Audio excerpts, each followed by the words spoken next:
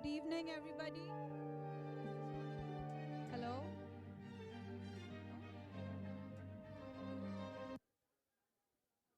Good evening, everybody. Is my voice audible in the back? No? Now?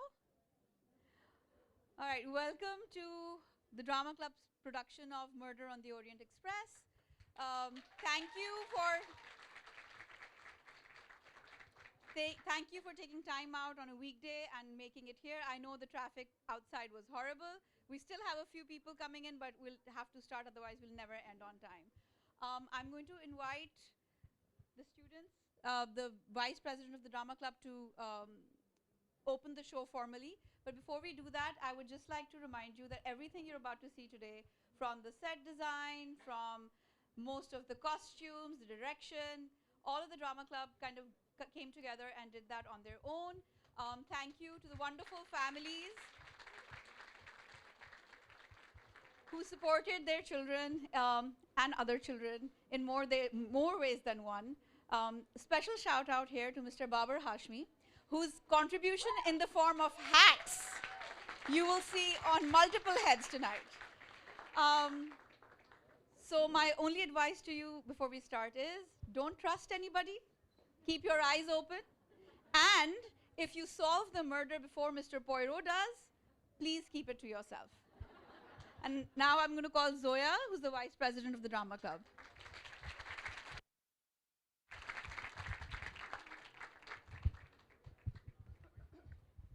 Good evening, ladies and gentlemen. This year has not been as smooth and easy as the previous ones, not even close. With countless crises, stressful days, and sleepless nights. I mean, it's quite the miracle that we made it to today. But all jokes apart, none of what you're about to see would have been possible without the incredible dedication of the entire drama club. And I mean, every single member who went above and beyond to make sure that this show came to life. And of course, a special shout out to our extremely talented drama alumni who has joined us in the audience tonight.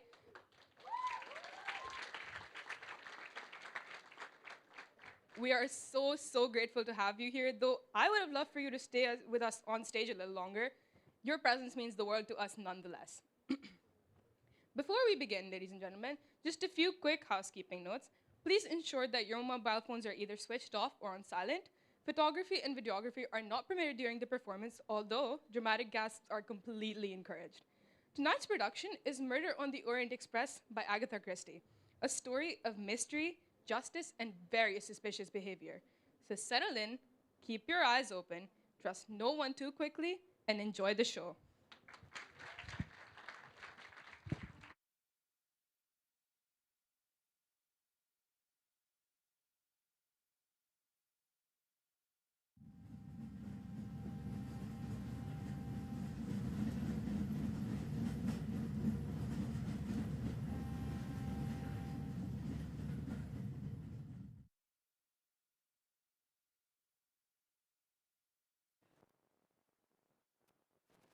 Good night, sweetheart. It's time for bed. Do I have to, Mama?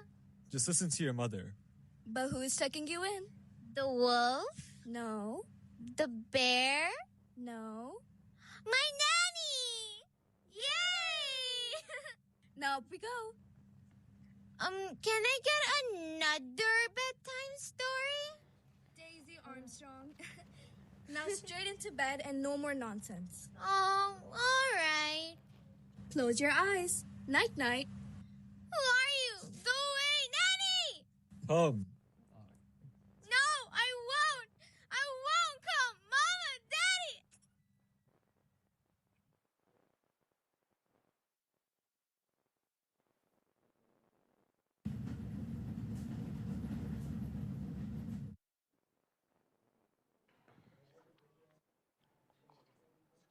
Marine, just go. Be gone.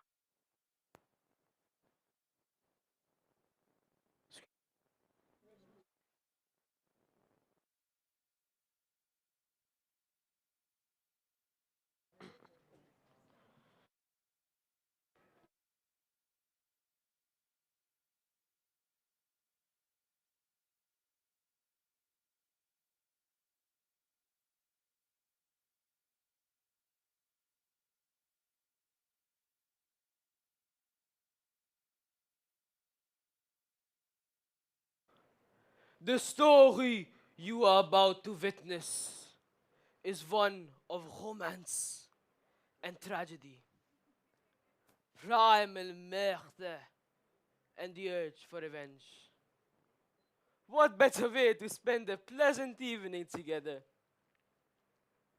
From the beginning, it was an odyssey of deception and trickery. 1 minute I could see the light, like the beam of a train engine hurtling past. The next minute, all was darkness, and the thread that I pulled came away in my fingers and led to nothing. I believe it was the greatest case of my career, but who am I to say? Modesty forbids it. It was certainly the most difficult I have ever encountered and made me question the deepest values that I have held since I was a young man. It all began in the exotic city of Istanbul. I planned to vacation there for several days, following a shrine case that was getting on my nerves. But things began changing the moment I stepped into the dining room of the world-famous Zucatlian Hotel, where the enormity of the prices was matched only by the self-esteem of the waiters. My name, incidentally, is Hercule Poirot, and I am a detective. This way, monsieur. I have a beautiful table that I am sure you will enjoy. It is monsieur's first time in Istanbul. That is correct. How did you know? Oh, I have my ways, monsieur. My little observations. In this business, one needs to be like a detective, like that famous Poirot fellow who comes from France. I believe he's Belgian. No, France. I know him personally. Ah, Your table, monsieur. Messi. James, at last. Where have you been? Oh, I'm not that late, am I? Of course you are. You're always late. I was afraid you'd miss the train. You do know that would ruin everything. I was just exploring. I've never been to Istanbul before, and I quite adore all this Eastern nonsense. Well, I don't. I just want to leave right now and get it over with. I wish the hell you were out of all of this. You deserve better, you know. Not now. No one should see us like this. Not till it's all behind us. Besides, I think we're being observed by that funny little man over there. What, him? Mary, look at him. He's probably some damn foreigner. I bet he can't even speak English. Well, I'm starving. Do you want to order food? Not here. I found a cute little place around the corner where I'm sure the food will be 10 times better. But we can't be late. We can't miss the train. We won't be late, I promise. Now, come on, let's hurry.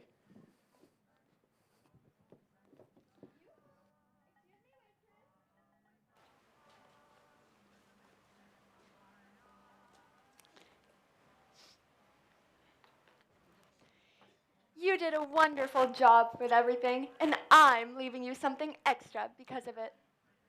Have a good day. Excuse me, young man. Are you American? Well, yes, I am. I thought so. I could see from your passport. You know, us Americans have got to stick together, you know, especially in a place like this. I mean, I can't even pronounce half the things on the menu. Can you believe it? Like, what's a falafel? I believe they're made of fried chickpeas. Well, there you go. Who knew? Some people will fry anything. And by the way, I don't mean to snoop, but I see your train ticket sitting there on the table, and I wonder, do you know if they're providing a bus to the station? Well, I think the hotel will be providing us with a private car. Well, don't you worry. I'll ask and find out. As the Bible says, if Moses doesn't know the answer, ask the concierge. Now I better go. I think I'm annoying that odd little man with the silly mustache. And I don't think it's real.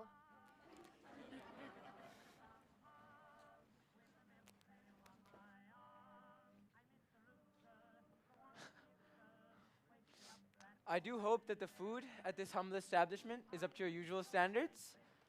What's this? Ah, it's Monsieur Book. My friend!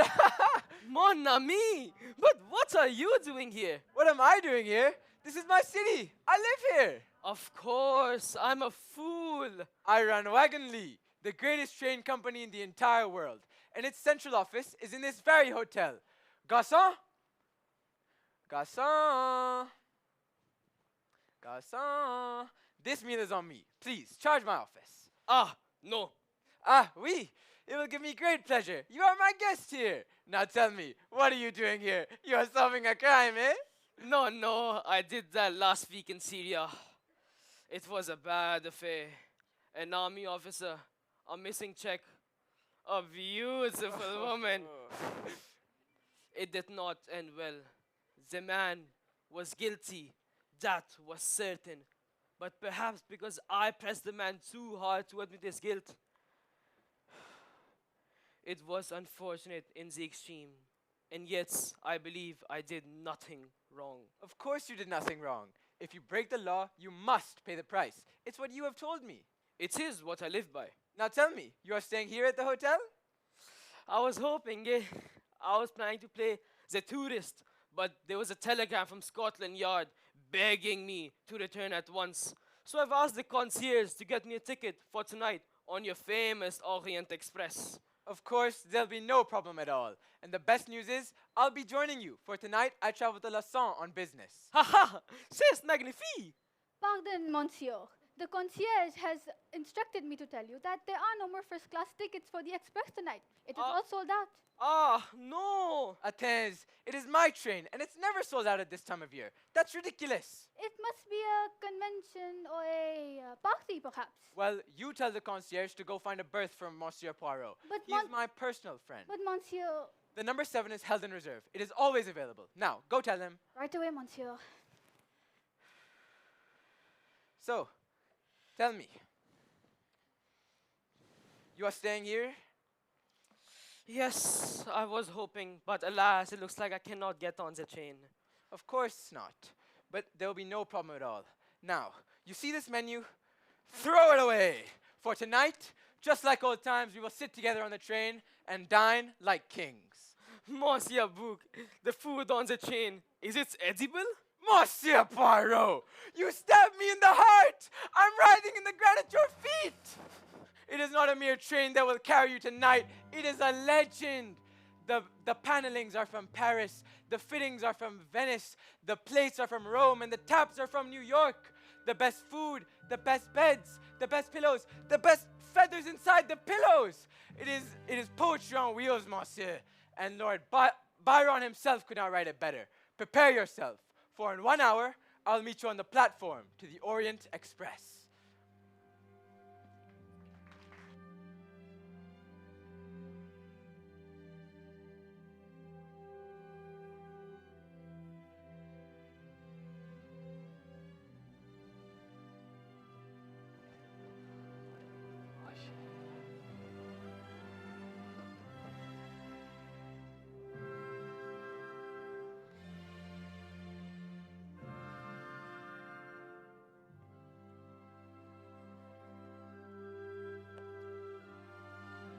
Messieurs et Mesdames, le Orient Express partira dans 20 minutes du quai numéro 10. Attention, Ahmaches, soyez prudent et bon voyage. Ladies and gentlemen, the Orient Express will depart in 20 minutes from platform 10. Please watch your step and have a safe trip.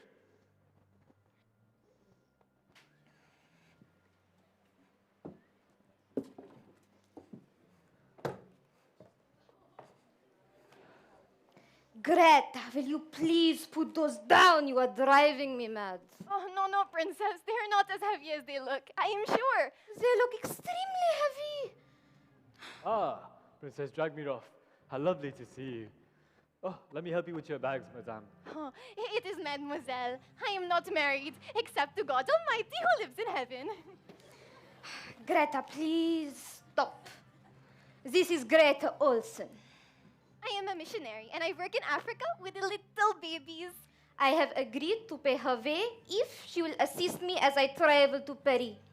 Ah, but your usual companion, Miss Schmidt? Oh, she is very sick. The doctors are calling it a cardiac event, but she is German, so it is very unlikely to slow her down. I will pray for Miss Schmidt, and God will protect her. Greta? Zip. Ah, Princess Dragmirov, you are in compartment 11, as usual. And Miss Olsen, you will be sharing with a Miss Mary Debenham in compartment 4. I miss Debenham. Ah, Mademoiselle, you will be sharing with Miss Olsen here in compartment 4. I will do my very best, so I'm not disturbing you. I'm sure we'll get along just fine.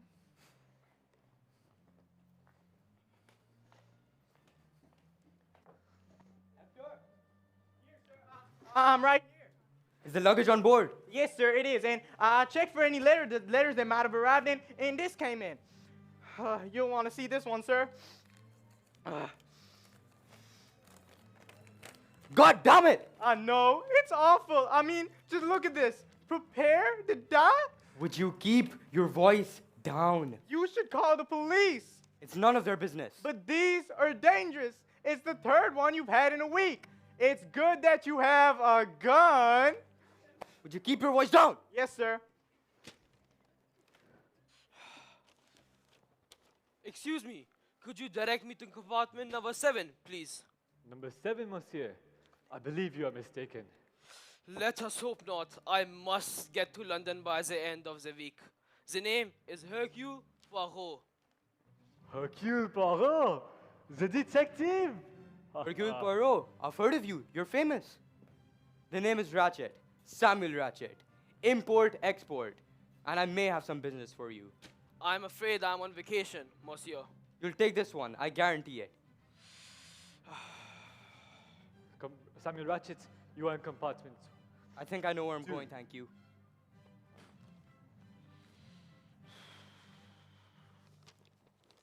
Move, nigga, move.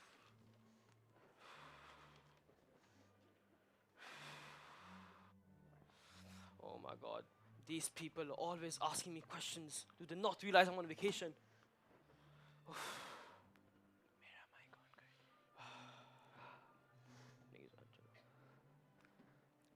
Where are Mrs. Hubbard's and Count and Countess Adreni? Oh, we're going to be late, I assume. Monsieur Poirot, alors, you have beat me to the gate. I see you have met Michel. He's from Paris, and he's the best conductor in the company. Oh, merci, monsieur. But your friend says he has compartment number 7, and I'm afraid he must be mistaken. Why is that? That is because the entire first-class coach is full. That's incredible. I know, monsieur. All the world likes to travel tonight. You will put him in compartment number 1, please. It's my personal compartment. I'll find something in one of the other carriages. No, I cannot take your bed, mon ami. I insist. Michel, you will make the arrangements. Merci. Now tell me, have all the passengers checked in with you yet? Not yet. There's Mrs. Hubbard and Count and Countess Andreni. I hear the Countess is one of the greatest beauties in Europe. She's Hungarian, a commoner who became a doctor, and when she married the Count, she became royalty. I see her coming. Countess Elena Andreni, welcome. I'm Monsieur Bouc of the Wagon Lee. I'm delighted to see you. Your reputation precedes you, madame. May I present my friend, Monsieur Hercule Poirot. The famous detective. That is being wonderful. I have read about you in the papers, monsieur, and I admire you greatly. On Orient Express. As igazság. Narion or Vendek. You speak Hungarian beautifully. Not as well as you speak English. May I help you with your bag, madame? No. It seems there's no bag. It's nothing at all. And is your husband the Count joining us? Alas, you cannot join me on this trip. But since I'm visiting my mother, it works out nicely. He does not like her. Monsieur Poirot, I look forward to hearing of your wonderful adventures. And I look forward to telling you about them. I think you are in love, my friend. I will not discount this possibility. Now, who else are we missing? Mrs. Hubbard, I assume.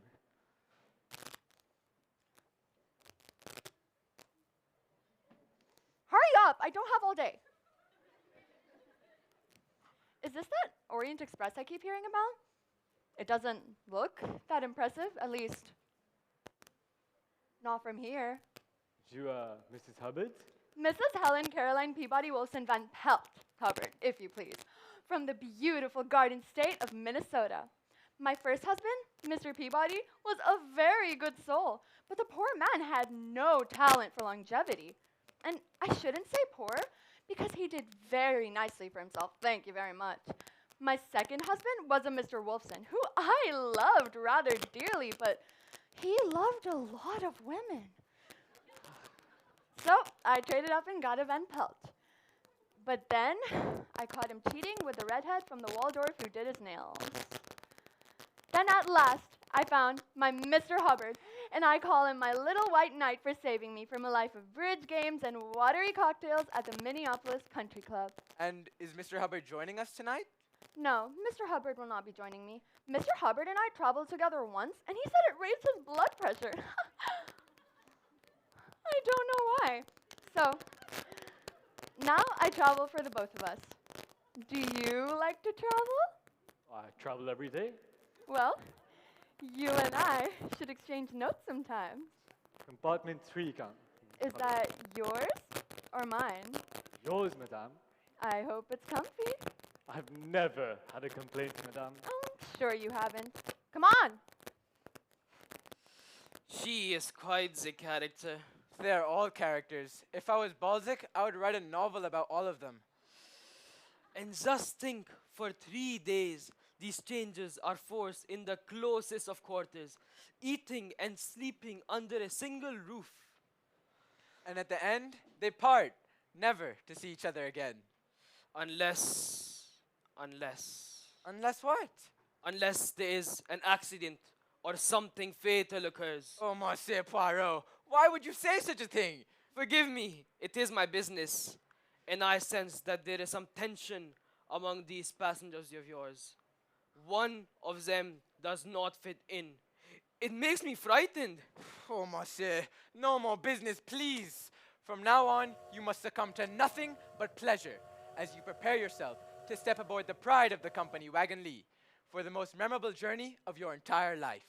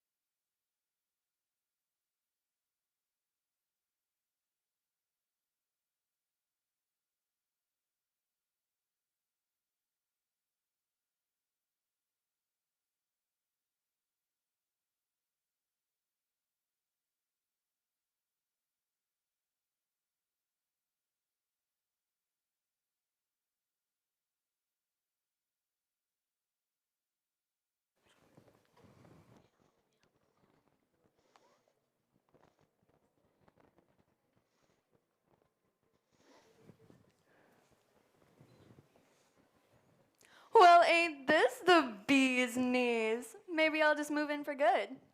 Right this way, madame. Watch your step. Holy cow, is it snowing out there? Yeah, we get a lot of it this time of year. Last year, we got stuck for 7 days. 7 days? Was there food on board? There's always plenty. Now I can breathe again. Don't get me wrong, but I can't function without 3 squared meals a day. Now, as they say in the movies, lead on, Macduff. Ooh.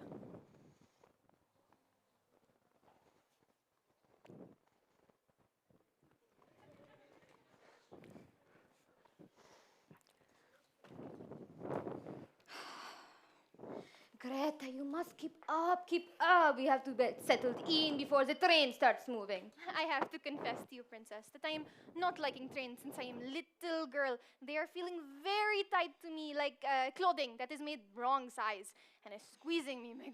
My bosom, may God forgive me. Don't be silly, trains are wonderful. I am also not liking the strangers and the clickety-clackety. But we will be sitting next to each other, yeah? That part is good. In Africa, once I'm on a train and there is noise and crying and babies. And I look up from my book and sitting right there next to me, right on the seat, is a very old goat. It's true, old goat. And on this trip that we are taking together right now, I think it will not be so different, yeah?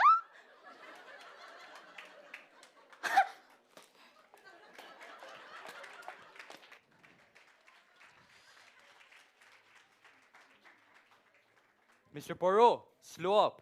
I'd like to discuss that proposition I mentioned. No, I'm afraid it is not a good time. Oh, sure it is. Sit down. I'll be quick, I promise. And Vienne.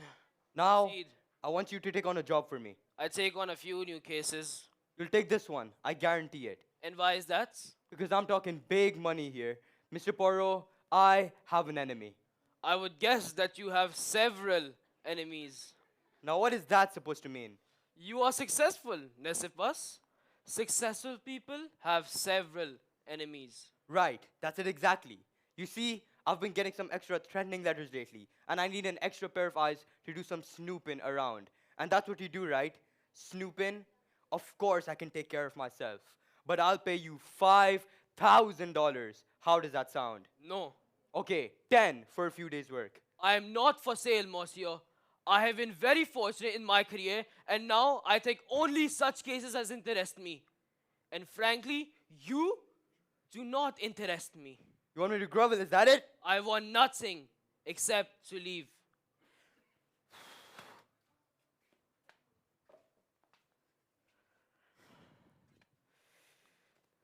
Pardon me, sorry. Hey, you're that countess, aren't you? That is correct. Well, you're awfully pretty, and from what I hear, you were a commoner to start with, just like the rest of us. That is also correct. So, does that mean you'll have a drink with me? I'm married, monsieur. My husband is having business elsewhere. Please excuse Now, me. not so fast. Move out of the way, please.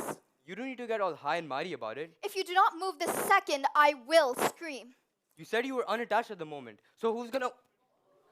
Stay away from me. I put your glass of wine to bed, and I just thought if Shut up, Hector! Okay. Just shut up! Yes, sir. My friend, I hope you're settling in all right. Do not worry. It's not long now until... Oh? Hello?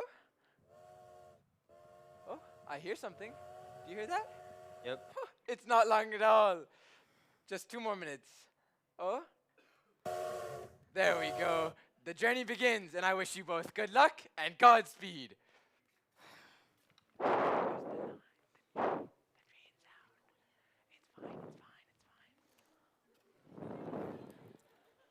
Hello? Hello? Hello? Is this thing on? Hello? Oh. Hello? Ah. Hey, Oui, Michelle. madame. Could you get me a drink, please? Right away, madame. And how about some nibbles? Nibbles, madame? Munchies. Yummies. Things to snack on while I have my drink? Ah, you mean like crisps, madame? Yes, exactly like crisps. We just call them nibbles in the Midwest. Say, have you ever nibbled on anything, Michelle? I have not had that pleasure, madame. Well, you give me those crisps and I'll give you a lesson. Over and out. You're not doing so bad there, kid. You're looking younger all the time. Come on in here, come on in here, Alexander's Ragtime Band. Come on in here, come on in here, it's the best band in the land. He can play the bugle call like you never heard before. So natural that you wanna go to war. That's just the Would best. you keep it down? Shut up! Who asked you? You shut up. It's the middle of the night. Oh my God. That's just the bestest man. Yes, sir. Would you tell that ridiculous woman in there to shut the hell up? I'm trying to sleep. Ridiculous woman? I've heard that.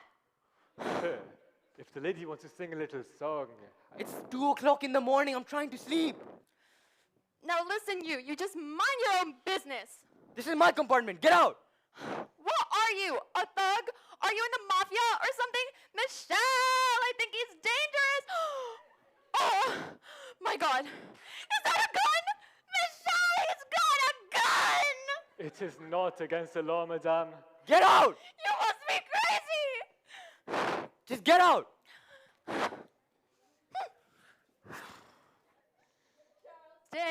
Charleston, made in Carolina. Hey, Mr. Who's It? I hope you don't have any trouble with this one. It would be un-American. Some dance, some prance. I'll say there's nothing finer than the Charleston, made in Carolina. Ooh la la. It will be a long night. Oh, she will ruin me. It's all over.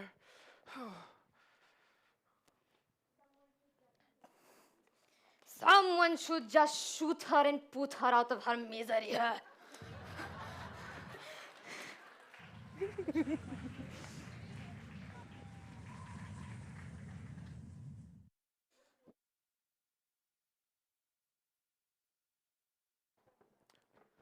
Orient Express to Belgrade Station. Orient Express to Belgrade Station. Emergency call number 867. I repeat, code blue. Do you hear me, Belgrade? Hello? We've just left Sofia, and the snow is getting heavier by the minute. I'm afraid as we head into the mountains, I believe there's been some snow. Hello? Belgrade? Hello? Belgrade, do you hear me?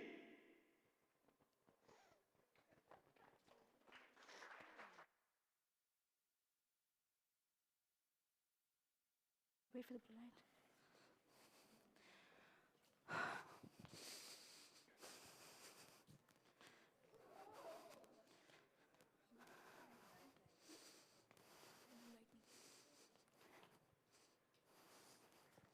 Oh, thank God. I thought you weren't coming. What's the matter? I got your note. I'll tell you what the matter is. I'm frightened because we shouldn't be doing this. Now calm down. I can't calm down. We have to stop this. That's ridiculous. No, it's not. Now, see, that's the matter with you military men. You never show any real emotion. It's always stiff upper lip, no matter what's going on. Mary, you have to understand we're doing nothing wrong. I'm trying. I really am. Better? I think so. It was a hill near my home in Scotland, and I'd sit for hours watching the train go by in the valley below. I knew they were going to the most exotic of places, and I wanted to climb aboard in the worst of ways. But you didn't. No. I suppose I knew somehow that I'd break my mother's heart. You're a very good man. She was a very good woman. Do you know what the worst of it is with all this traveling we've been doing? We don't get any privacy. I mean, it's just so maddening. Well, I don't see anyone around here at the moment. Do you? I suppose not. I'm sorry. I'm not interrupting anything, am I? Of course I'm interrupting you, bloody moron. Are you blind? Oh, I'm so sorry, sir. Could I just go get a snack, or? Oh my God, the train, it's stopping. What's happening? The snow, look. We've hit a snowdrift. Oh, not now. Man, should I go take a look? What good would you do? James, he's right. Mary? Let him go. It's all right, Mr. McQueen. We'll be right here waiting for you. I'll be right back. Well, why did you send him off like that? Sit down. Sorry.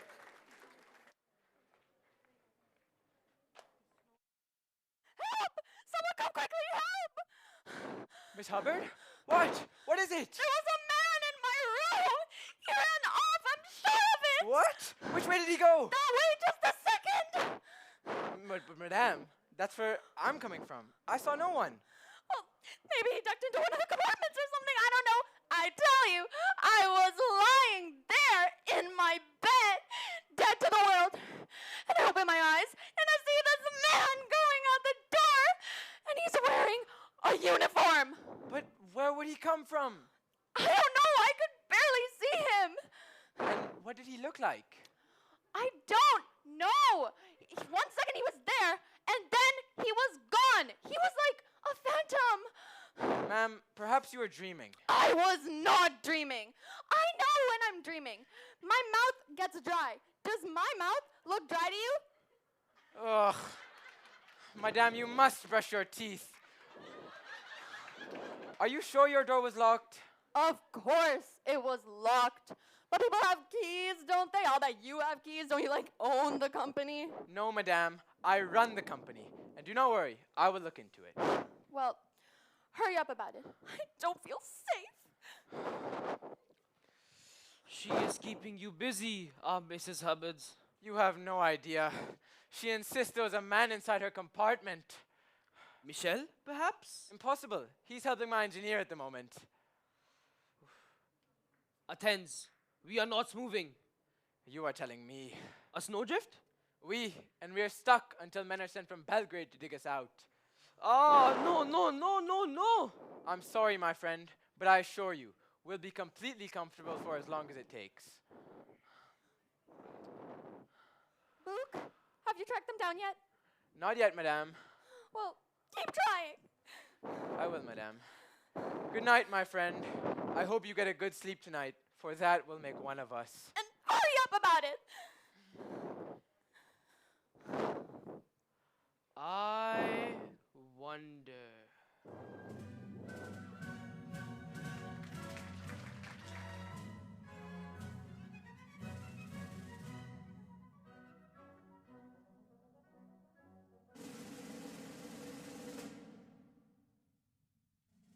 It is I, slow down. Oh, good morning, princess. Good morning. Good morning. Good morning. Good morning. Good morning. Good morning. Mr. Ratchet! Mr. Ratchet! Sir, open the door, please. I have some very important news. Mr. Ratchet! Is everything all right? He isn't answering, and the door's locked. Monsieur Ratchet! Are you all right? Monsieur Ratchet! Mr. Ratchet! Hello? Is everything all right? Zepaski, perhaps? Oh, of course. I hope he is not being ill. There's a chain. Mr. Ratchet? On 3. You must force the door. No, it'll break and need repairing. Quickly! Do you not feel the air from the room? It is freezing! Quickly! I do not like this at all. Oh, Mr. Ratchet! Ah! What do you Dear God, it is awful! Oh my, Mr. Ratchet! Oh no! I cannot look! It is horrible. What are you doing? Not touch anything! Not a speck! It is a human life, it is wrong! Greta, calm down. Princess, escort Miss Olga to her room, please. Yes, come along, Greta.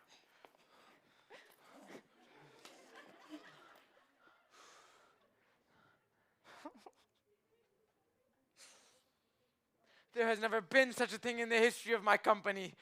Oh. I can't believe this. Oh my, Mr. Ratchet! What are you doing? I'm examining the wounds. There appear to be 7. No, 8 stab wounds to the chest. Monsieur McQueen, when did you see him last? Well, he was fine when I put out his wine last night. You are a secretary. What do you know about him? What do I know about him? Well, he never really spoke about himself, so not much. But frankly, I think he was hiding something. But that's just an impression. And why was that, do you think? Well, I think he was fleeing from something. Fleeing from America. And I think he got away with it until last week. And then? He started receiving some threatening letters. They're in my room, sir. Would you like to see them? Yes, go quickly. And please, ask the Countess to join me here. I'll be right back, sir. Thank you. Oh, it's incredible for such a thing to happen on my train. Oh, it's freezing in here. You've observed the window. Oui, it is open. And what do you see outside? Nothing. Exactly. No footprints, no marks in the snow. Which means no one entered or left through the window. But then, why is it open? I assume to mislead the police when they arrive. The police? Of course the police. It is murder. The Yugoslavian police department. Oh, no, no, no, no, no, no, no, no, no. We do not want them. You must solve the case, then you tell them who did it. I've interfered too much already. My company's at stake here. Mon ami. Just think what a Yugoslavian policing crew would do to my company. People would say, oh no, I cannot travel on the Orient Express. I could be murdered in my bed. My sales, they would suffer. I would lose my clients. But I'm due in London in 3 days' time. Then solve it in 2.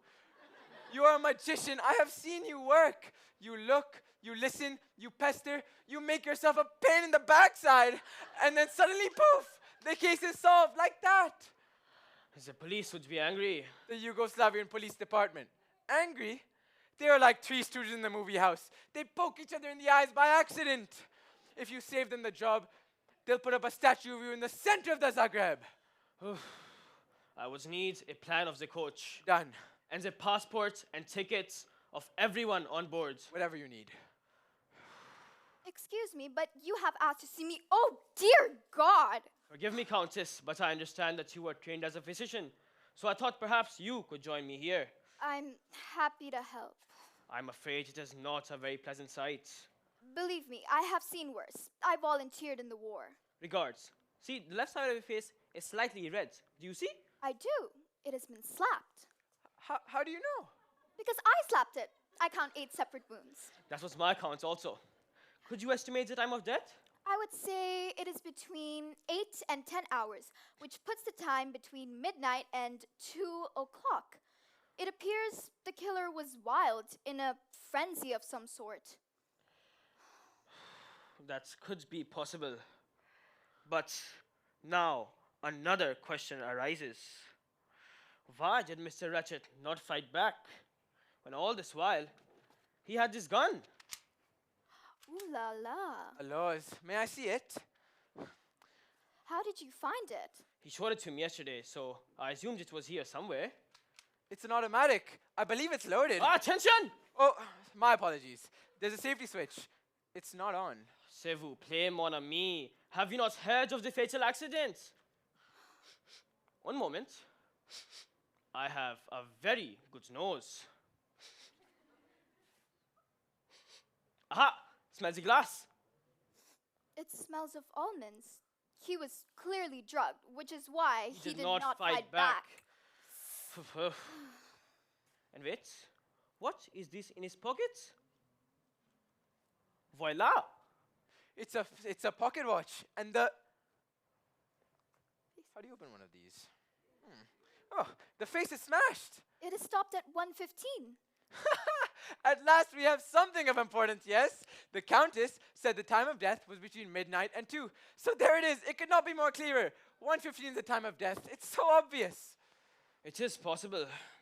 What do you mean it's possible? What's wrong with it? I do not know yet what is wrong and what is right because I am still investigating. Here's a pipe cleaner, and here's the gun, here's the glass, and here's the window. There are too many clues in this room, and it makes me suspicious. Look at this on the cabinet. It is a lady's handkerchief with the letter H on it. And who is H, eh? As in Hamlet? That is the question. There's Mrs. Hubbard, and I believe that her first name is Helen. And the princess? Her name is Natalia Dragominov.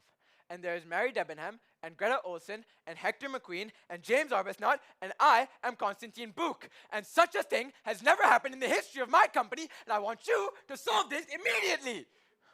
You are upset. Oh, really? I am very upset. A man has just been murdered on my train. It will be all right. I sure hope so. I need to smoke a cigarette. That is a good idea. And just look at this ashtray. My men are lying down on the job. No! Stop! Do you not see? There is a piece of paper that has been burned, perhaps to hide its contents. What I need right now is a lady's hat box. Countess, do you keep such a thing? Of course I do. Merci, madame. Do you see? What a lovely creature, Book. She don't ask a single question. I ask her for a hat box. She gets me a hat box. I ask her for help with the body. She rolls up her sleeve. Suddenly, I desire to be young again. Do not move. But where are you going? To get a spirit lamp. I use it to heat the wax for my mustache. Why would you need a spirit lamp? Because this time, I'm using science to catch the guilty party. Usually, it is the psychology, the minds of the killer, but not with these clues. Why not? Because I do not trust them. The handkerchief. Did a woman drop it? Or did a man place it there and say, hey, I will make it look like a woman has done it? Same with the pipe cleaner. I will make him look like a man has done it. There are too many clues in this room, and I am unhappy. Your hat box, monsieur. Merci, madame. Je vous prie. If I ask you to leave your husband and come away with me to Monte Carlo, what would you say? I would say, give me 5 minutes. I need to pack. Merci, madame. Now, I believe that this paper is the remains of a note, perhaps a threat, that was burned to conceal the information contained. Now, I will place it over the flame, and a few letters should appear, but only briefly as the flame is striking them, and we must regard them while we can. Now, let us place it over the flame like so. Aha! Did you see it? Remember little Daisy Armstrong? But what does it mean? There was a case in America 3 years ago. 4. A little girl was murdered. It was in all the papers. It was a case most horrible. Horrible. A little girl named Daisy Armstrong was kidnapped from her home in Long Island, New York. The ransom was set to $200,000, and it was paid. But little Daisy was not returned to her parents. 3 days later, they found the little girl dead, murdered in the woods not far from her home. Dear God. That's awful. But what does this have to do with Monsieur Ratchet? I think we can guess this, no? Of course. Mr. McQueen said that Ratchet was fleeing in America and that he succeeded 3 weeks ago until some letters began arriving. Letters of what kind? Threatening letters, monsieur, threatening letters. Ratchet's real name was not Samuel Ratchet, but Bruno Cassetti, this murder of little Daisy Armstrong. Oh, Mr. Poirot, I'm sorry it took so long. Michelle takes a while to clean my room. But here's the letters, and I hope that's all, sir. Pardon, merci. And so, it begins. Monsieur Bouc, please gather the passports of everyone in this carriage, then send to me together the princess and Miss Olsen, then Mr. McQueen, and then Mrs. Hubbard. It is clear that someone on this train has committed this murder. And I will find out who it is.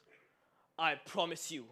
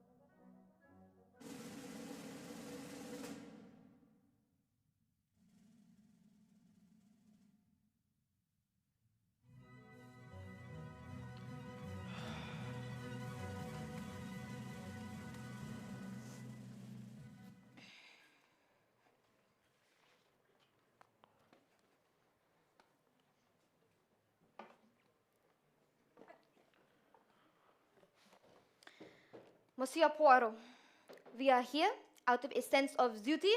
That is all. I do not like having my day disturbed. Then let us begin immediately. Now, in your passport, it says that you are Russian. That is correct. I have been in exile ever since a Bolshevik dogs took over. And I see that your first name is? Natalia. And is this your handkerchief, madame? Of course it is not. It has the letter H on it. My initials are ND. Natalia Dragomirov. Is it yours, mademoiselle? No. I could not afford such a beautiful thing as this. It would be a sin. And may I ask each of you where you were last night between midnight and 2 o'clock? I could not sleep, so between midnight and 2, the Countess Andrenia and I read a book together in my room, out loud. It is the very best way to get sleep when you are anxious. And what were you anxious about? The Bolsheviks. And what book did you read? A Tale of Two Cities. It is most comforting. And have either of you ever been to America? Yes, many times. No, I have not gone yet, but I must go someday to raise money for my babies in Africa. You are very religious. Yeah, ever since I was little girl, and Jesus came to visit me in my garden and told me to work hard to help babies in Africa. And I'm sure you have done it beautifully, mademoiselle. Just one last question. Are you aware of the identity of the man who was killed last night? His name was Ratchet, and I pray for his soul. No, my dear. His name was Bruno Cassetti. And what I pray is that his soul be damned and that he burns in hell for all eternity. Princess? He murdered a little girl named Daisy Armstrong. And her mother, her grandmother, was my dearest friend. You would know her as the great actress Linda Arden. She was very great. Not was, monsieur. She is very great. She was known as the greatest actress on the American stage. And when her 5-year-old granddaughter was brutally murdered by this monster Cassetti, it took her years to recover. Yes, she has not yet recovered. There were 4 who died. 5, monsieur. 5 people died that night. Little Daisy, then her mother, who died in childbirth with the baby, and her father, who could not have lived with what had happened and ended his life, and a housemaid as well. 5 human souls were extinguished that night. So forgive me, Greta, if I say that there is no forgiveness in a case such as this, and that Bruno Cassetti should have been flogged to death and his remains cut up and thrown into a rubbish heap. Greta, wait, no, slow down. Monsieur McQueen, please, sit down. Yes, sir. Is everything all right? Yes, I assure you, everything is all right. Now, I have a question for you. What exactly were your duties as secretary to your employer? Well, I wrote his letters and I ran his errands and things, but not that much. And you knew him only as Samuel Ratchet? Well, how else would I know him as? His real name was Bruno Cassetti. Bruno Cassetti. Are you sure of that, sir? Yes, indeed. Are you 100% sure? I would not tell you if I was not sure, Monsieur McQueen. Because I knew about the Armstrong case. I knew what they did to that family. Because look, my father, he was the district lawyer for the state of New York, and he ran the case. He ran the case against that son of a gun. I'm sorry, sir, but you have no idea what he did to that family, and they were so nice to me.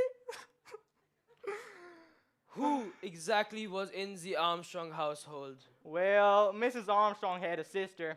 She went to graduate school, and after the incident, she moved to Europe, and she got married, and her mother would visit sometimes, and she was a very well-established actress. Anyone else? Well, there was a governess and a baby nurse, and then, and there was Suzanne. Oh, poor Suzanne. She was a French housemaid. She used to clean the house and things, and my father's office thought that she was involved in the murder. And from all the accusations she got day in and day out, poor Suzanne she just Killed herself. only it turned out she was innocent. My father was shattered. He never recovered. Monsieur McQueen, where were you last night between midnight and 2 o'clock? Well, I was with the colonel on the observation deck. Did you see anyone that you did not recognize? Well, I saw the colonel, and I saw Miss Hubbard, and I saw Michelle the conductor, and I saw the other conductor. I'm sorry. Did you say other conductor? There's a second conductor? I guess so. I saw him, sir. What was his build? Well, his head was pulled down. He was small-boned, sort of feminine, if you know what I'm saying. Did you speak with him? Well, I just said hello and kept moving on. Thank you, Monsieur McQueen. You have been very helpful. After you leave, please tell Michelle to come see me. Right away, sir. Right away. Right away, right away, right away, right away. I knew we'd have a breakthrough. Miss Hubbard was correct. There was indeed a man inside her compartment last night. Now the only question is, where did he go? No, my friend. The question now is whether such a man exists. He could be an invention of Monsieur McQueen. But why would he lie? Why not? He is not the type. This is a crime of passion by someone Italian or Hungarian, a man with blood in his veins. I have looked at all of the passports, and there is one that troubles me. There is a grease spot on the signature page, and it covers the first letter of a Christian name. Who? And I believe it is telling. Who is it? Knock, knock. Excuse me, but I need to talk to you. Miss, if you could please wait your turn. No, I cannot wait my turn because you owe me an apology. I do? You thought I was crazy. Pardon, madame, but I do not know what it is that you are referring to. To what I am referring is a man in my room last night. You didn't believe me, but guess what? There was a man in my room, and I can prove it. Look, he left a button. And you found it? On the floor this morning, bright as you please, right next to my big toe after I put these tootsies down on the floor when I woke up. And you waited until now to tell us? I just woke up. It's called a vacation. And I just heard about Ratchet's murder, and I thought maybe this button guy did it. You see, it all adds up. He goes into Ratchet's room, kills him, goes to my room. I wake up at like 1:15 and see him, well, not see him exactly. I just sort of feel his presence. And do you realize he could have strangled me and maybe shot me or something? Madame, the Z man's name was not Samuel Ratchet. It was Bruno Cassetti. Does that mean anything to you? No. Have you heard of the Armstrong case? Oh, you mean that poor kid that got murdered? It was national news. The whole world knew about it. So what? Mrs. Hubbard, I would like you to sign on this paper, please. Great. So now I'm a suspect? You know, you should really read some detective stories and get some tips. Where were you last night between midnight and 2 o'clock? I just told you. I was alone in my bed, and I see this man come into my room and scare the living bejesus out of me. 12 to 2, madame. Now, just please sign on this paper. I always thought the French were screwy. I'm Belgian, madame. Exactly. Sorry to interrupt, but I'm looking for Miss Debenham. Have you checked her carriage? I've tried everywhere I can think of, and she's just gone. She's not here. Perhaps you should check the back of the train. I got Michelle to open the doors, and she wasn't in any of them. Do not worry, monsieur. It's a very small train. She cannot be far. You don't seem to understand what I'm saying, do you, huh? There was a murder on this train last night, and that has certain implications, does it not? Quickly! This way! Miss Debenham? What's going on? Larry! Miss Debenham, are you alright? Larry, where are you? What's happening? What is happening right now? What's going on? Debenham, everyone all right? Is Larry, everything can you hear okay? me? Let's try Ratchet's room! I said, let's try Ratchet's room! Push! Push hard! I'm trying! God almighty! Touch nothing! Countess, Of course. Oh, She's still alive. thank Harry? God. What happened? We're shot, for God's sake. I need my medical bag. I'll get it. Quickly, compartment 12. Michel, please, search a train. Oui, monsieur. I'll go with him. Me too. Wait, do you have a gun? Yes, there's one in the butcher's box. Take it with you. This is not a game. Yes, sir. Come, quickly. Can you sit upright? I think so. It is only your arm. Yes. You haven't been hurt elsewhere. No. There is a great deal of blood. I do not like blood. Nobody likes blood. Here's a kit. Thank you. Do not be alarmed. I'm merely cutting the sleeve of your blouse so I can take a better look. Oh, I cannot look. This may hurt a bit. It is, what do you call in English? Iodine. Iodine. Ow! Be careful, will you? I'm all right, Colonel. You are remarkably fortunate, Miss Debenham. 2 Thank- inches to the left, and it would have been fatal. Well, thank God for small blessings. Countess, may I ask Miss Debenham a question? Are you well enough? I suppose so. It is very simple, mademoiselle. Who shot you? I don't know. I only caught a glimpse of him. What? Tell us. Well, it's weird. I saw him in a kind of uniform, but I may have imagined it. Can you tell us what happened? All right. I woke up this morning feeling disoriented, as though I'd been drugged or something. And I looked through my bag for some aspirin, but I didn't have any. So then, I stumbled out of my room and noticed that Mrs. Hubbard's door was ajar. I called for her, but she wasn't there. And then, oh, I know I shouldn't have, but I went into her room. I'm sorry. That's quite all right. Well, my head was splitting open by this time, and I wasn't thinking straight. So I looked through her makeup bag for some aspirin. And I found this knife, and it was covered in blood. A knife? Yes. In my bag? Where is it? Well, I left it where I found it. Holy cow, I'll go get it. Wait, you will not go get it. I will retrieve it when I am ready. Well, let me just say that this does prove there was a man in Mrs. my- Hubbard, Oh my God. Miss Debenham, continue. Well, I must have been so frightened that I stumbled into Mr. Ratchet's room. And that's when I saw the body on the bed with all the blood, and I screamed. And that's when I saw the man and the gun. And that's all I remember. Are you sure it was a man? Well, I assume it was. I suppose I'm not positive.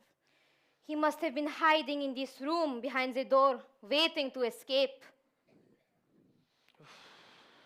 Go on, Miss Debenham.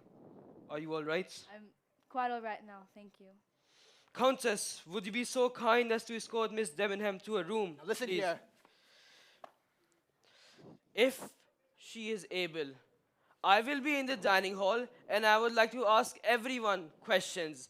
First, Miss Debenham, then Mrs. Hubbard, then the Countess, and then the Princess. Huh? Me?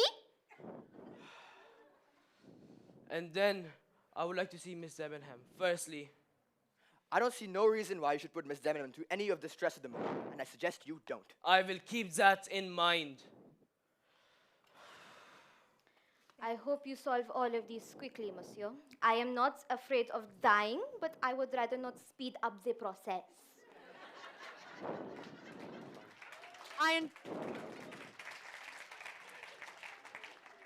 I intend to sue this company on the grounds of sheer anxiety. NBM, madame, you are not the only one who is anxious. Son of a bitch. Just fucking...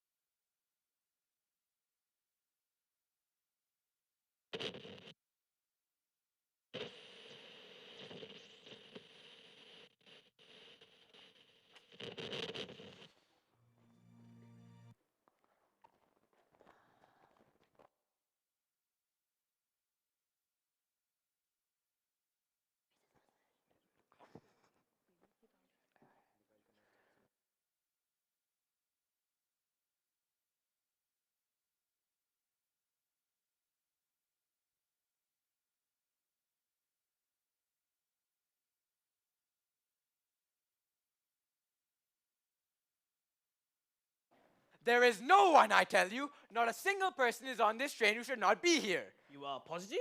Entirely. This has gone too far. Our lives are in danger. It is like a magic trick. It is unbelievable. I told Michel to go on searching so that he may find something at least. I do not expect so. Then where did he go? This man who is dressed as a train conductor. I do not know. That is the problem.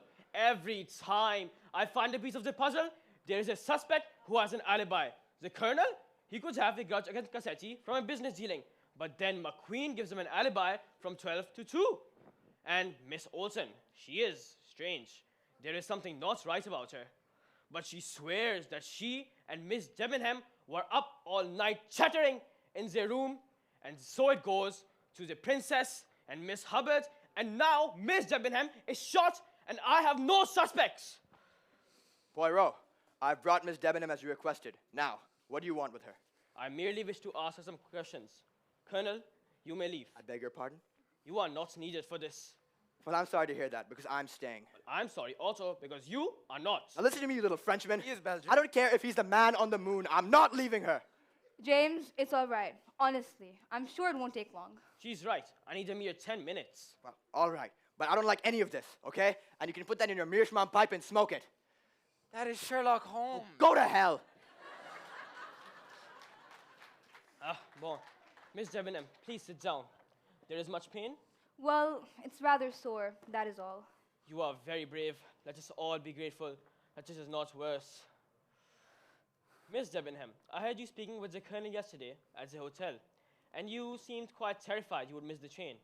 Could you tell me why it was so important to you? Well, that wasn't the case at all. I just didn't want to miss the train. But you said you wanted to get it over with and get it all behind you.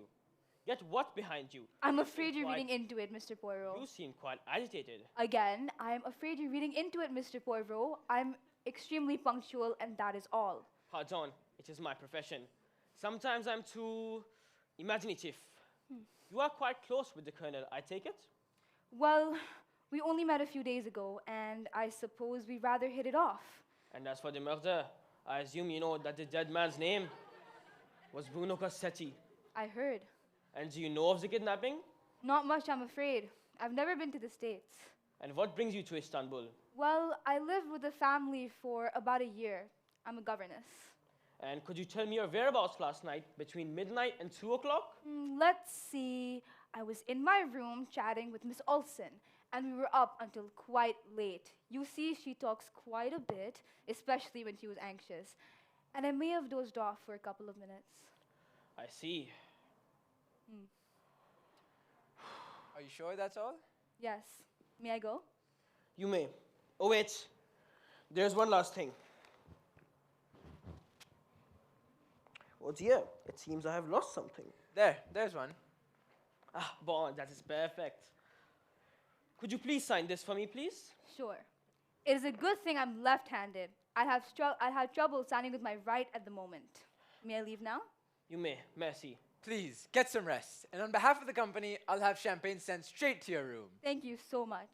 Goodbye, goodbye. Thank goodness she had not died. She is such a lovely young woman.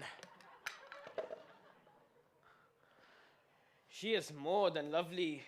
She is a liar, a complete liar. Miss Debenham? She claims she is not well acquainted with the colonel, that they are clearly intimate. And yesterday, she said that she wanted to get it all behind her, and yet she claims that these words mean nothing. But she was shot. In the arm. It could have killed her. I wonder. About what? Ooh la la. You do not suspect her of Cassetti's murder? It is not impossible. But it is impossible. She is cool. She is methodical. She is not the type to stab a man in the heart. She would rather sue him in court. My friend, if you think this crime is sudden and passionate, you are wrong. This is a long-headed crime, mon ami. I would stake my entire career on it.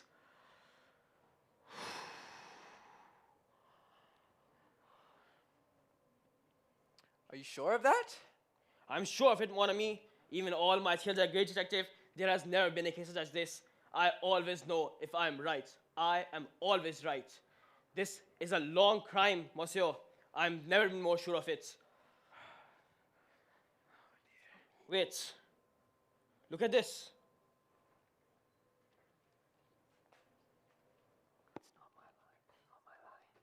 Do you remember when she was shot?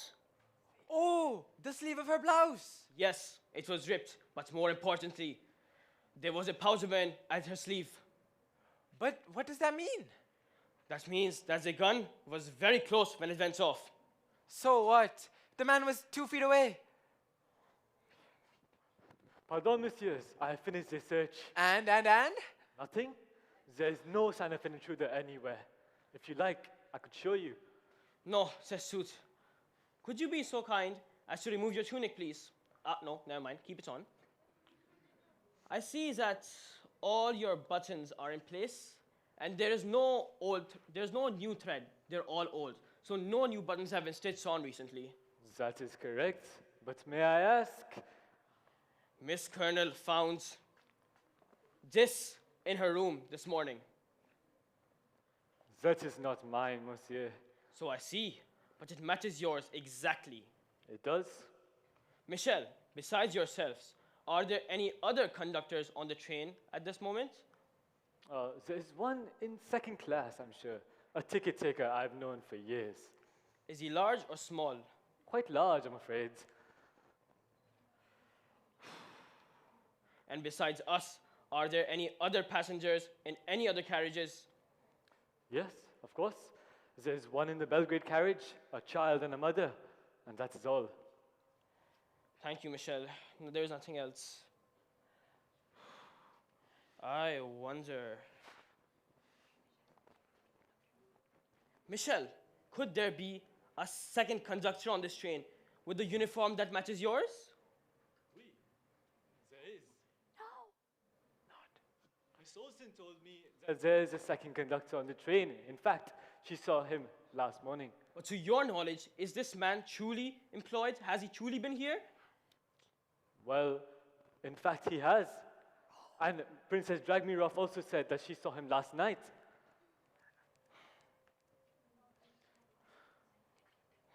Miss Olsen did not tell us this morning.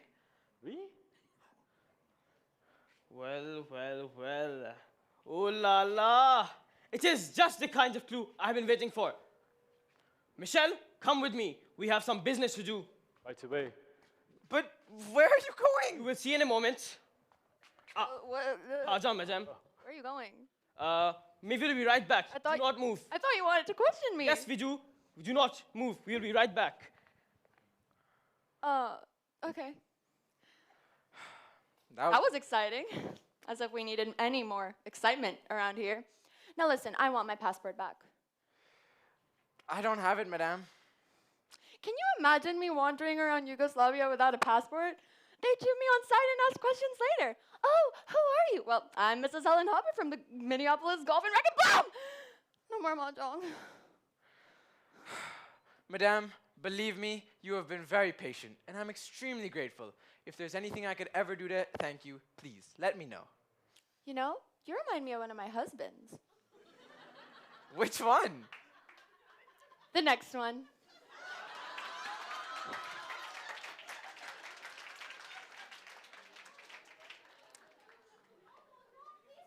You may not take it. It is mine.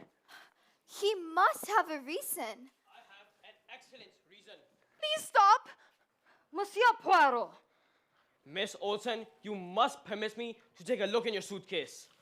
But there are private things. It is my undergarments. Monsieur Poirot, really? Miss Olsen, we will look at nothing that will embarrass you. Wait, I have an idea. Princess, would you be so kind as to assist me? I suppose. Miss Olsen, Michelle tells me that you saw a second conductor on the train last night. Yeah. And what did he look like? He was small like a woman. Ah, bon, that is perfect. It seems that virtually every person except myself and Monsieur Bouc has seen the second conductor. So now, the question is, where did he go? If he was still in uniform, we could spot him quickly. Therefore, At least one conclusion is that he has hidden his uniform and done so in the luggage of one of the passengers. Princess, would you be so kind as to open the lid and tell me what is inside? It is the uniform. I have never seen it before. I have heard no one ever. I am not a murderer. Now, mademoiselle, I'm not accusing you. You did nothing wrong. I did nothing wrong. Oh, and look at this. One of the buttons is missing. Oh, Are we really surprised at this? there's something more. Just wait. Come on, we don't have all day. Thank you, Miss Hubbard. Ooh la la, mon Dieu. It is a passkey to the compartments in the train. And that would explain how we got in my room. You talk too much. Bro.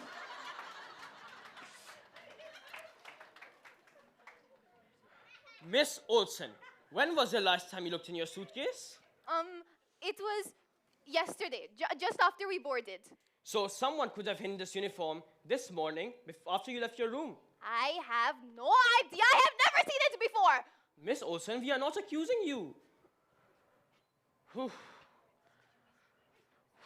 Princess, would you be so kind as to escort Miss Olsen to her room and please take Miss Hubbard with you as well? Yes, she is not up to it like the rest. No. Every time things get juicy, you throw us out again. Would you please stop gossip mongering? Me? You have your mouth open so much, I can count your teeth. So good you know how to learn how to count, bird brain. If I'm a bird brain, you're a communist. I am not a communist, I'm in exile. From your husband, Abed, who couldn't wait to get rid of you. And who's the one with all the divorces? My husbands were unfaithful. And that surprises you? Ladies, we're all very unstable at the moment. If you could all please follow me. Please, no more.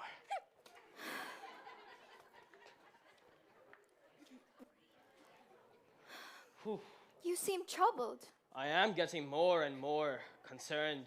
That another crime will occur? No, that I will solve this one. Countess, what is your maiden name? Goldenberg, as you have seen in the passport. But now you use Adreni. My husband's name. Of course, the Countess Adreni.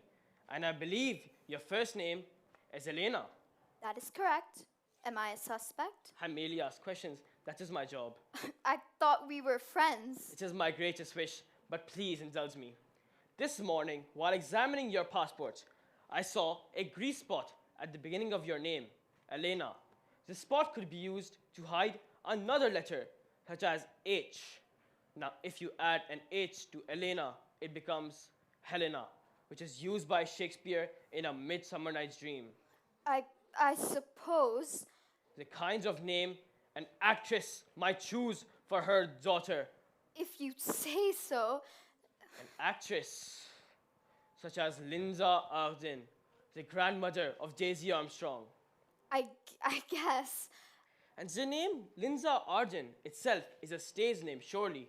The word Arden was the maiden name of Shakespeare's mother, and also the name of the forest in his play entitled As You Like It.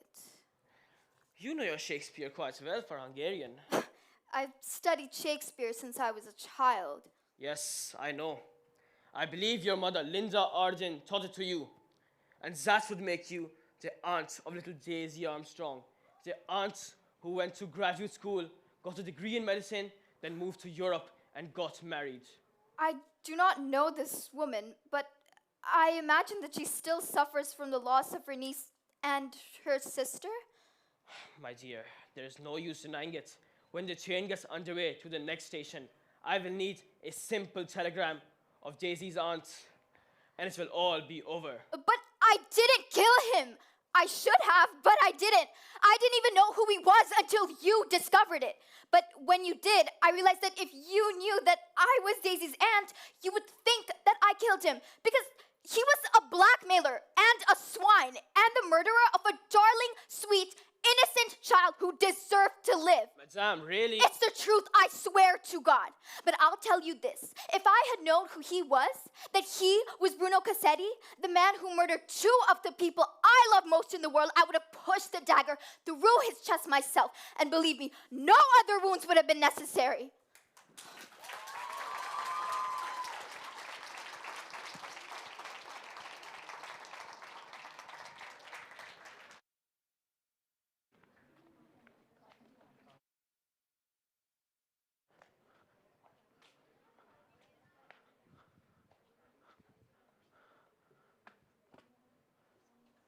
Hello?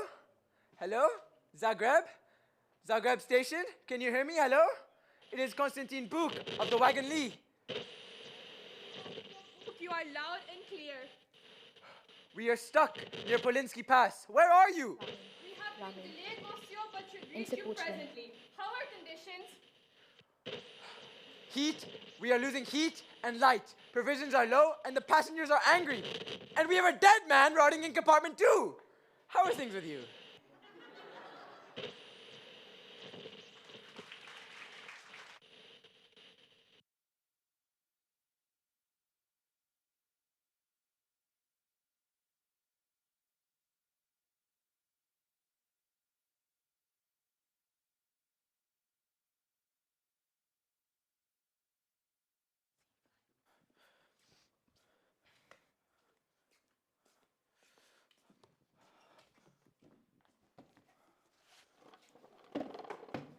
Well, I'd like to know what the hell's going on. Well, he wrote me a note and told him to meet him here. Silly little Frenchman, always doing the most. He wrote me the same thing. I find this ridiculous. Where's that little Frenchman hiding? Is he being mysterious again? Thank you so much. He sent me a note to join him here. I received one also. Well, he's obviously up to something, that little weasel. Pardon. I have kept you all waiting for far too long. And I apologize. I had to get, how you say, my ducks in a row. Ducks? What ducks? Greta, it is an expression. You drive me crazy. Everyone, please be seated. I have an announcement to make. Ladies and gentlemen, I have called you here in order to reveal to you the killer of Marcia Samuel Ratchet, also known as Bruno Cassetti. You're kidding. You know who did it? I believe that I do. But first, I must ask the last of your fellow passengers who has yet to answer any of my questions. Colonel? Me? James? Do you have a problem with answering any of my questions, monsieur? Of course not. Excellent. Now, in the course of your service for your country, did you know a colonel by the name of Charles Armstrong? No. Have you heard of him? Yes, we served in the same theater of action, but I'm afraid we've never met. Have you heard of the Daisy Armstrong case? Yes, she was murdered by some brute who was out for ransom money. And do you know that Colonel Charles was Daisy's father? No. Or that he took his own life after the tragedy? Oh God, I'm sorry to hear that. Colonel, I heard you say to Miss Debenham at the hotel that you wished that she was out of all this. What did you mean? I have no idea. Then she said to you that she wished it was all behind you guys. What did you mean? I can't imagine. I told you I wanted to get the trip behind me. I think you are lying. Now listen here. Sit down, Colonel. I am still talking. Now tell me what you meant at the hotel. You wanted out of what? She wanted to get what behind her? I'm married, all right. I'm in the process of seeking a divorce, which I deserve because my wife is seeing another man. But if it's found out I'm seeing another woman socially, I'll lose my case in court, which is why we've been trying to keep things private. No thanks to you. Well, you have been doing a very poor job of it, I'm afraid. Well, some of us have emotions, Poirot. I'm sure you'd sacrifice your own mother if it meant the answer to one of your own damn cases. And frankly, right now, I don't think you know what the hell you're doing. I know exactly what I am doing. I'm investigating the murder of Bruno Cassetti. Well, he deserved to die. Aha! So you know who he is? Yeah, yes, they told me. You did not know before they told you. You did not fight with Colonel Charles Armstrong in the war, and save many lives. You did not fight against the Indian army on the northern frontier. You did not swear fidelity and friendship by trial of fire. And now you do not give him the respect he deserves for all the loss and tragedy he had to endure before he took his own life. Shut up! Shut up! What do you know about honor and tragedy and loyalty and goddamn justice? Sit down! Oh, dear God. You have been telling me lies, Nasifas. Everyone on this train has been telling me lies. But make no mistake, I know exactly who killed Bruno Cassetti. And I know precisely how it was accomplished. The facts of the case could not be more simple.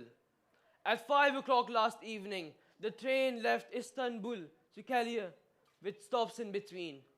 At 12:30, it hit a snowdrift, and at 10 o'clock, Mr. Cassetti was found dead in his room with 8 stab wounds to the chest. These are the facts. C'est tout, c'est fini. Under these facts, there are 2 possible solutions. Under the first solution, Mr. Cassetti's enemy boarded the train at Sofia and brought with him a Wagon Lee uniform, which he later put on.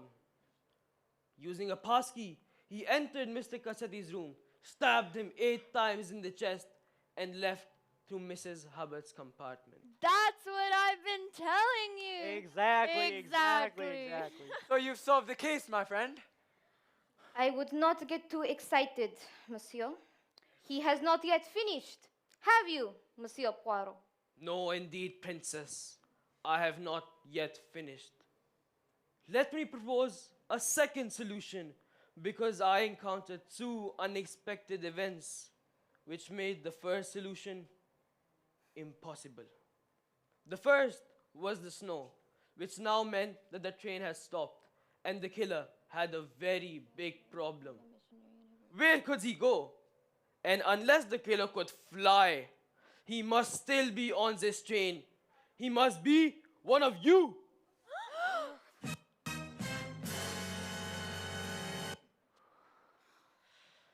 Now, with that in mind, the second event was the discoverance of a letter that said, "Remember little Daisy Armstrong." From this, we can conclude that this was not some random enemy of Mr. Cassetti, but rather someone who came to avenge the death of a 5-year-old child. Am I being fair about this, Miss Debenham? I suppose so. Now, with these facts in mind, the second solution took root, little by little, and now it has blossomed in all of its terrible ruthlessness. The first clue came within our first hour of my arrival in Istanbul, when I learned that there was no tickets left on the Orient Express. Attends, it is my train, and it's never sold out at this time of year. That's ridiculous. And it was ridiculous. Why was this train so suddenly full? But thanks to Monsieur Book, I now had the berths on the train. And then on the platform, I met an astonishing company of actors. Monsieur Poirot, I look forward to hearing of your wonderful adventures. Princess Dragmirov, how lovely to see you. I have agreed to pay Hervé if she will assist me as I travel to Paris. I am a missionary and I work in Africa with little babies. Hungarian, French, Russian, Swedish. What were all these people doing on the same train? Something was amiss. It was like looking at the painting of Pablo Picasso. Over there is an eye, over a nose, under a foot, and nothing was normal. Consider the moment last night when there was a gunshot and Mrs. Hubbard started screaming. Help! Someone come quickly! Help! Miss Hubbard? What? What is it? There was a man in my room. He ran Which way did he go? That way! Just a second! Madame, that's where I'm coming from, and I saw no one. How should I know? It truly was ridiculous. A man that no one has seen. A man that only Monsieur Vuk and I, everyone else, had seen him. 4 people on this train were friends or family of little Daisy Armstrong. Do you not find that incredible?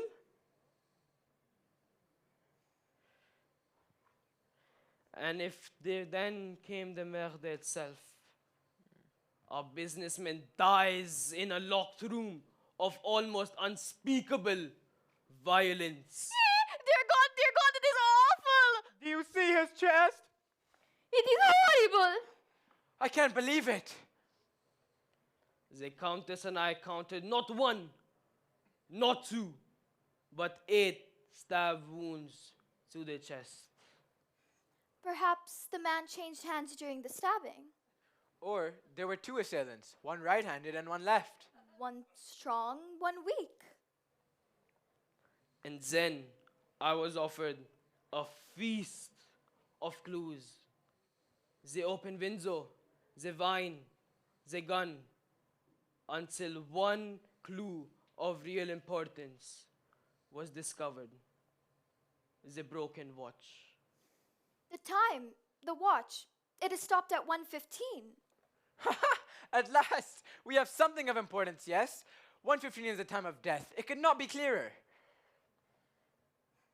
The importance of the watch was not the time it told, but where it was found. In Mr. Cassetti's pajama pocket. An unusual place to keep a watch, don't you think? Do you sleep with your watch in your pajama pocket? Do you? Or you? Of course you do not, because it would be uncomfortable. Which led me to believe that the watch was deliberately placed in order to make me think that Mr. Cassetti died at 1:15, a time when every single person on this train had an alibi. But Mr. Cassetti did not die until after 2 o'clock, when nobody had an alibi. You know, I really don't think we should be subjected to a performance like this, especially in front of all the... Down, Mrs. Hubbard. I am still talking. The second clue then presented itself. And now I returned the handkerchief that was discovered to its rightful owner, Princess Natalia Dragominov. But my name begins with the letter N, monsieur. Except that in the Russian Cyrillic alphabet, the letter N is written like the letter H. Thank you. I must have dropped it. And that leaves the most puzzling occurrence of the entire case. Gunshot. What happened? Where did that come from? Mary? Miss Debenham? But my friends, this was no ordinary gunshot. This was a fabrication so fantastic that even I, for a moment, was confused. But within moments of seeing Miss Debenham, I knew it was all a sham, a performance. Nonsense. I'd have to be crazy. Exactly!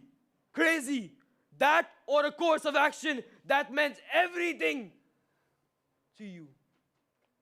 4 people on this train were friends or family of Daisy Armstrong. Do you not find this incredible? And if there could have been 4, could there not have been 6 or 8? Could Miss Debenham not have been young Daisy's governess at the time of the kidnapping? I lived with the family for about a year. I'm a governess. And Miss Greta Olson, who is a baby nurse, can we not assume that she was Daisy's nurse on Long Island? I must go to Africa one day to raise money for my babies. As for Michelle, it struck me from the beginning that something like this could not be accomplished without someone on the inside. Let's say a conductor who could come and go as he pleased. And then I recalled the unfortunate maid of Daisy Armstrong, Suzanne, who took her own life. She was also from Paris, the same as Michelle. And can we not assume that she was Michelle's sister? And that leaves one last person. Mrs. Hubbard, who has certainly turned in the finest performance of the evening. From this performance, can we not see that she is Linda Arden, the grandmother of Daisy Armstrong? Is that true? I always wanted to be a director. When Ratchet kills little Daisy Armstrong, a dozen lives are broken, deformed. They demand justice. As for all these wounded souls, who among them is the killer? The answer is, no single one of you could have done it, nor any pair. It could only have been done by all of you. You planned together, you killed together, and in the name of justice, you played God together.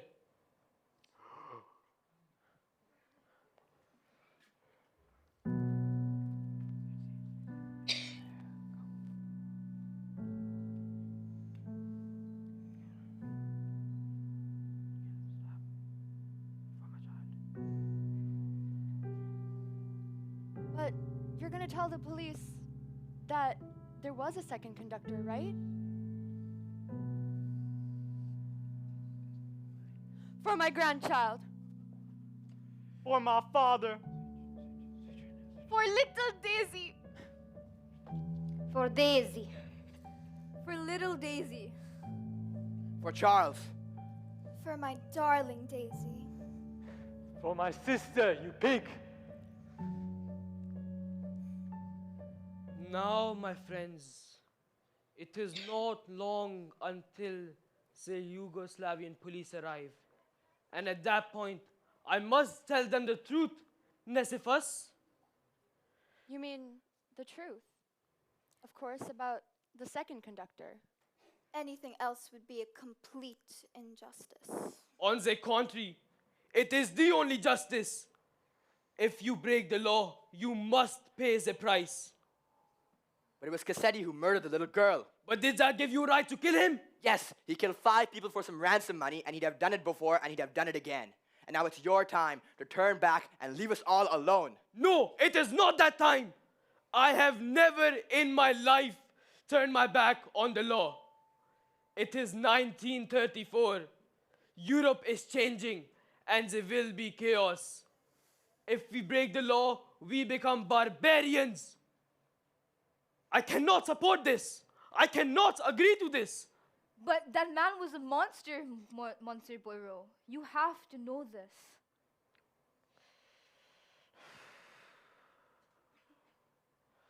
You put me to the test, madame. I am greatly troubled. May a humble actress speak her piece? Please do, my dear. Monsieur Poirot, we're in your hands and we acknowledge it. But would you really prefer it if Bruno Cassetti was out there scot-free? Is that really the justice you're after? Look at it this way. You have a complete solution staring at you in the face. You have the button. You have the uniform. You have 3 reliable witnesses who all saw a man in the corridor. So surely you're not calling all of us liars. Because if you did, there would be months of trials. Lives would be ruined even more than they have been already, and people will be forced to relive the most terrible memories of their lives, more terrible than any human being should ever have to experience. Is that really what you want? Examine your heart. and tell us what you want. But, madame, I cannot. I cannot just. Monsieur Book, it is your train. You tell me what you think. In my opinion, there's only one true solution to this issue. There was a second conductor dressed in a uniform, an intruder, and he is the real murderer. Alors, my friends, may you go with God, and may He provide you the strength you need to get on with your lives. Oh my god! Oh my god! Princess! Oh my god!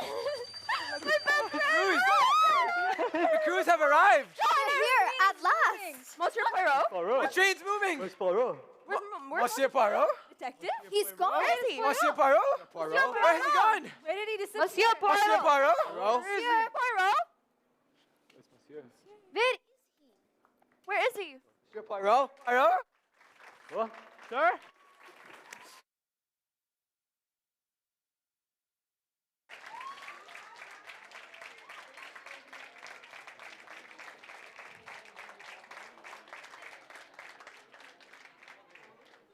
And with that, the case was over at last. And since that time, I have learned that Miss Greta went to Africa for the first time, as it turns out. She did help many children and saved many lives. Monsieur McQueen returned to his business, Michelle to his trains, and the princess left us for the great beyond. Alas, the countess returned to her husband. Monsieur Book and I have remained good friends. But I beg of all of you to believe me when I say that I truly wonder every night before I sleep if I did justice, if I did the right thing. And on such nights, it is not until morning when I finally close my eyes.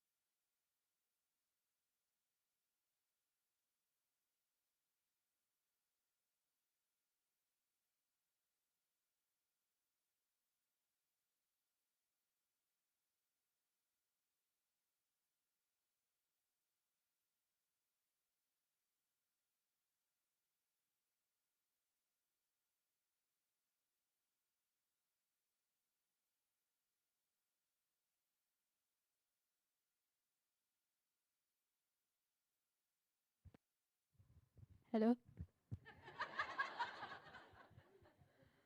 Sometimes it takes a Gen Z or X or Alpha or whatever they are to get things working again.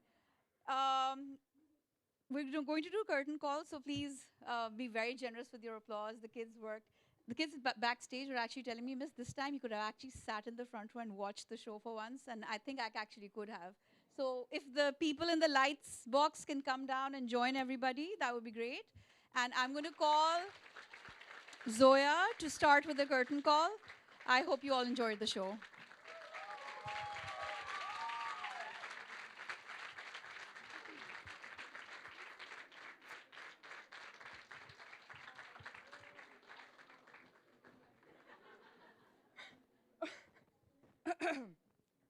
Are the lightbox people here? Okay. So before everything, I'd like to call on our lights and sound crew who has worked very hard these past 3 days. Haris Moiz, Hussein Farooq, Maliha Shah Razi, and the sound team, Khatija Nadeem and Ali Ahmed ji.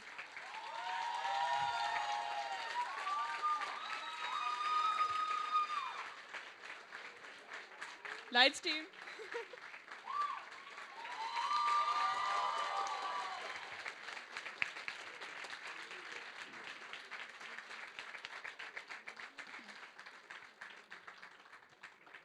And now our backstage managers, our very own machine, Mehreen Hashmi.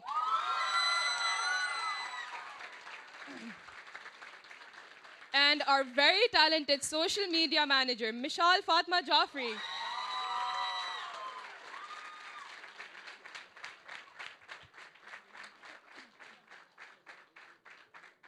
And of course, we cannot forget our heroes in disguise who have prevented God knows how many on-stage disasters. The actors would not have been able to pull this off without them. Our prompters, Roshane Siddiqui, Fatma Junaid, and Maryam Imtiaz.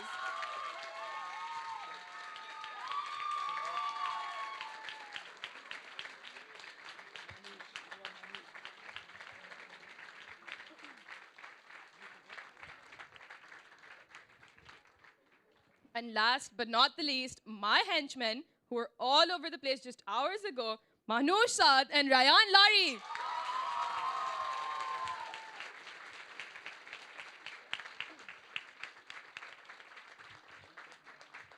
And of course, our president of the drama club and your Princess Dragomirov, Ramin Rizvi.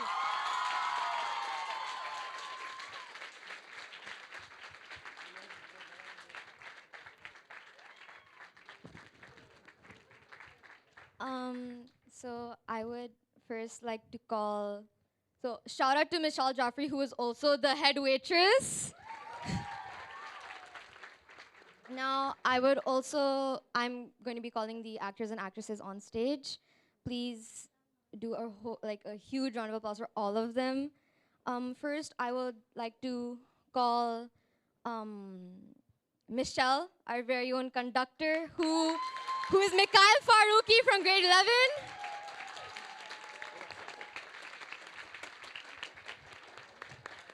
Next,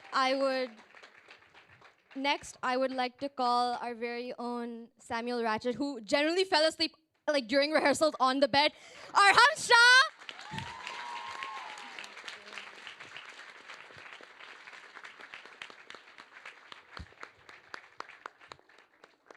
Next, we have someone who died to do an accent. He really wanted to do it. And we have Hector McQueen by Ryan Shah, grade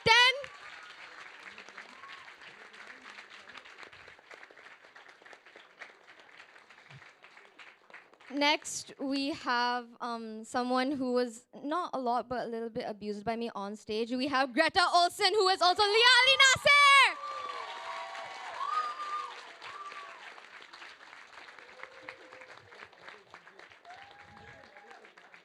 Next, we have the very lovely Countess Andreni, who is played by Alicia Shah, grade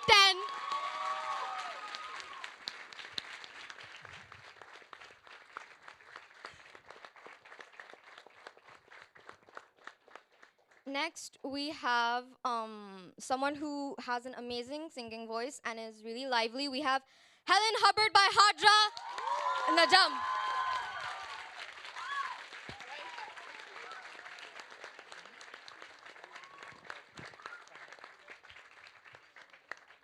Okay, so next we have a very special couple. As in in drama only, not actually, please.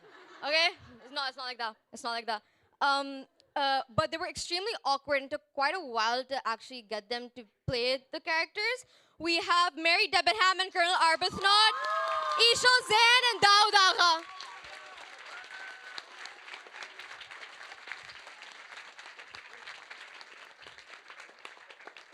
And next, we have someone who showed amazing potential, and I wished he joined drama earlier. It's sad that he only came for like 1 year. We have Monsieur Book by Kazem Ali Shah.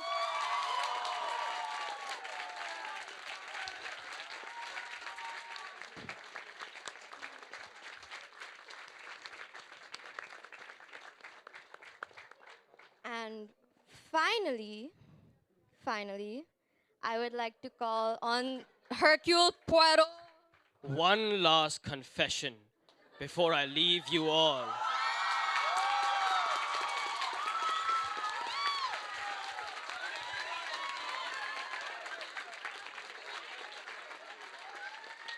The truth has always been hiding in plain sight. You believed you were watching Hercule Poirot, but you are watching not one, but two Hercule Poirots.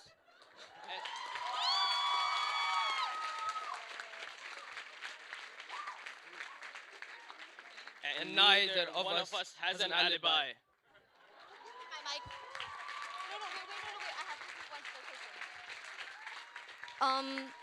Also, I would want to give a small shout out to all our alumni who was a great support throughout this entire time. Like, generally, we could not have done it without them. Thank you so much.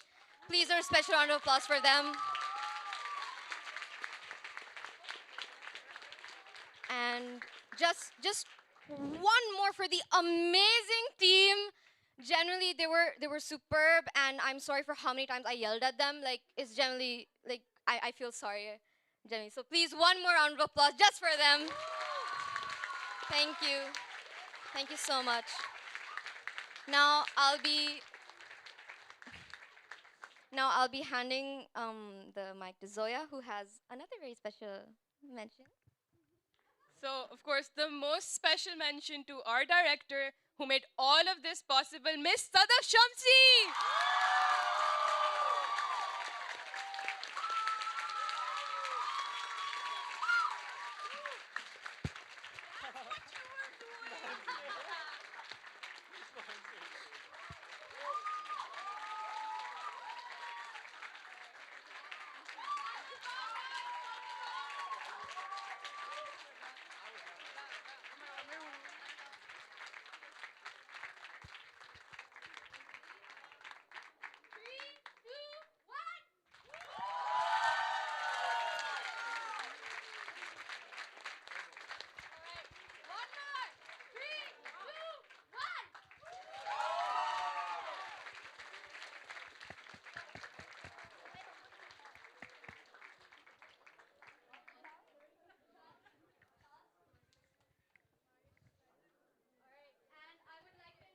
All the seniors, please. Oh, sorry. I would like to invite all the seniors, please, because it's our last year in drama, and I want to cry. All right, ready? Seniors, give space.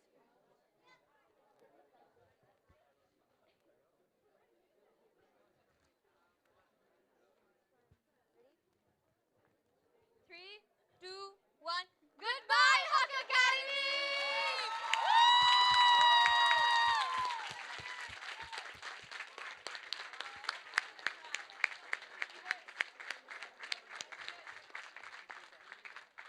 Well, I guess it's a night. Thank you for coming. Thank you so much. Thank you.